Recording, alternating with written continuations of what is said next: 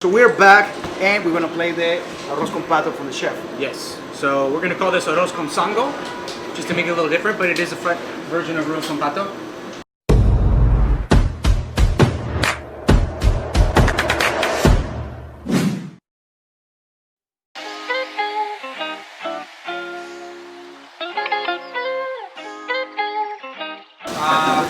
I think it's actually very common that it comes with duck leg versus duck breast, but I really am partial to a duck breast, number one.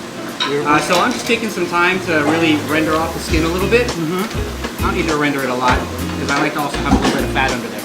Beautiful, beautiful. So from here, I'm going to glaze it with a chancaca. Okay. Chancaca. So, chancaca. So this is where I start taking what I know from my European influences in cooking, from the restaurants I've worked in and what I learned, and sort of trying to draw parallels to find flavors for Peruvian styles. So just straight ahead, like duck à l'orange, that's a super classic French dish, right? Which is essentially duck with a sweet and sour glaze. And chancaca is a very Peruvian thing. It's not so much sour as it really lays hard on the sweet.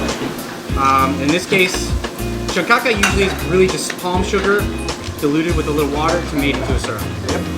I diluted some brown sugar with cranberry juice, being it fall right now. So I'm using some acidity and some fall flavors. So I'll render off the skin, and then I'll take my chancaca here, which is a little tight. I'm going to give this a nice liberal brush, and then we'll go into the oven to finish cooking this, and also to really get that glaze into the skin. It's beautiful, chef. Right? Looks amazing. Here. We'll check it in about, I would say, 5 minutes. 5 minutes. See where it's at. And maybe a little more, a little less, we'll see. Beautiful. So yeah, so to continue really, where we're gonna go with this is, I didn't want to just do duck arroz con pato. Okay. It's a very classic thing, but I want to give it a twist, right? But how do you like change just rice with a meat, right? It's hard to do. So I did a lot of deep diving, research, reading through cookbooks, looking for things, and then I came upon a thing called Sango. Sango. Which, from my understanding, and I could be very wrong, this is very limited research for me, but it's a super old southern Andean thing. Okay. So what we have here is wild rice to keep it in the arroz con pato vein. Okay. But sango is basically like a mornay sauce that's sweet. But in this case, we're making, for those that are curious, you make a bechamel, which is butter and flour to make a roux, and milk. That's bechamel. Add cheese, it becomes mornay. Traditionally, it's Gruyere. I put queso fresco, so that brings us to Peru. And then, if you add brown sugar for sweetness, that makes it even more Peruvian, because sango is a southern Andean thing. Absolutely. So my idea was essentially to make a white rice porridge. Okay. And also that being fall, it's getting cold out. This is very comforting, right? You get a nice, warm, sort of stewy rice in the bowl with your glazed duck breast. Beautiful. And then I will eventually finish it with a hazelnut cranberry crumble that has some pickled ají limo in it for texture. But I found this super interesting. Like, Chef, let me ask you something. Yeah. Sango, I get confused a little bit at the beginning because sango is also a dish in Ecuador. Really? Yes, it's Interesting. it has pretty much the same texture, but it's made with green plantain. They make this green plantain like stew, and then they add fish with rice. Everything with rice is South American. Well, you know what? It occurs to me while I was on my way over here, like if it came around to summertime, for example, you could honestly just replace this with like creamed corn and tomato. Can I try it? Yeah, please. And you essentially have the same, you know, it's just sweet, like sweet cream. Okay? Wow. At the end of the day, this is going to have like a sort of savory rice pudding vibe. Okay? Really good. Yeah. Really good. So when the duck breast is done, we'll let it rest. And all I have to do is bring these two together with a little ají vinegar that I always put in everything. Beautiful. This is how I can get ají into anything and say I'm using a Peruvian flavor. So to start, before we get into the rest, I'm going to go ahead and finish this condiment here. So I'll finish the plate with this. Just to give a little texture, I'm using toasted hazelnut to accentuate the cranberry that I have in the chancaca. And then I have some pickled ají limo chili chopped up in there for a little heat. So what we'll do is we'll get this mixed together with a little olive oil, a good amount of salt, The reason being, a lot of these things on this plate are going to be really sweet. And if you So don't, we need that kick, you right? need the kick from the salt, and you also need the salt. You need this to taste like it's a little too salty in order for you to be able to taste it once it's on the plate. Where it'll get lost. A little bit of fish sauce just for it to take the flavor. Touch of lime juice. And a touch of ají vinegar. Want to try, chef? Yeah, I'm gonna try too. You want?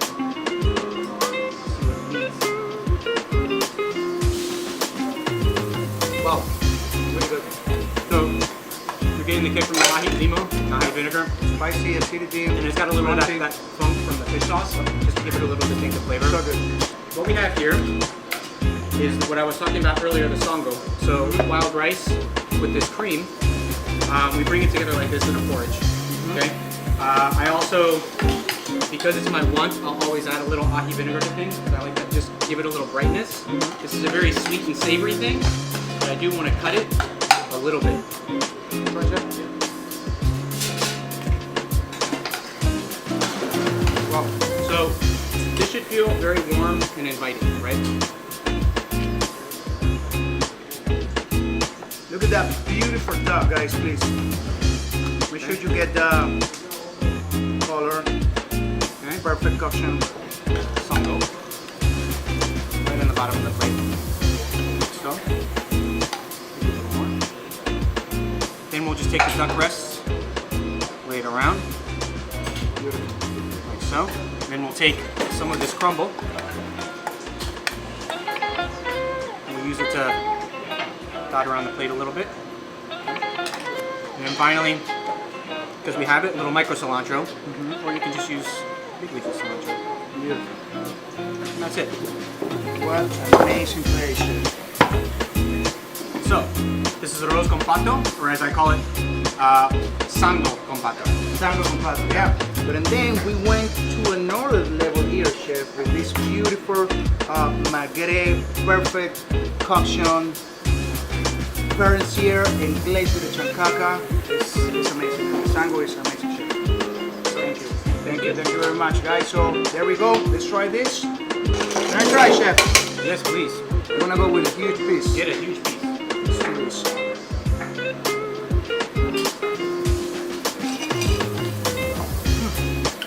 gonna eat a huge piece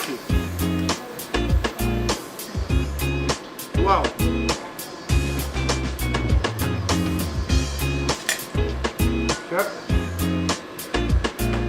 Chef, thank you very much for coming. It's a pleasure to share this cuisine with you. And thank you guys for watching. If you like the video, please give a like, share, or just give it a comment. That's what we're doing here. We're doing a new Peruvian cuisine, right, Chef? Thank you very much.